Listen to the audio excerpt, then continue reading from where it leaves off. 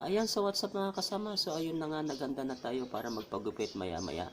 So naligo na din tayo, no, para matanggal yung ating mga balakubak yan, o yung mga dandruff natin, o yung mga alkabok na kumapit sa buhok.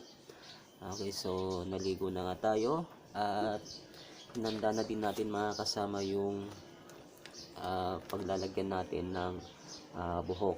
Okay, so dito natin ilalagay yung dinugit na buhok, no, dito sa ziplock na to. Yan, tapos naghanda na din tayo ng mga pangtali ng buhok o yung mga sanrilyo natin, no, para hindi maging magulo yung buhok natin. So yan, kung napapansin nyo mga kasama, no, hindi pa ako nagsusuklay. Ayan, so mahirap kasi suklayin pag basa, no, buhol-buhol, tapos no, basta mahirap, no, mahirap pag suklay ng basa. Okay, so yun lang siya para sa akin, no, para sa akin, ewan ko lang sa inyo. Okay, so dito nga natin to ilalagay. So maya maya pupunta na tayo doon kung saan tayo magpapagupit. Alright, let's go! Alright, so andito na nga tayo sa barbershop at maghihintay na lang tayo ng turn natin para magpagupit, no. Tatapusin lang yung isa doon, then next na tayo. Wow!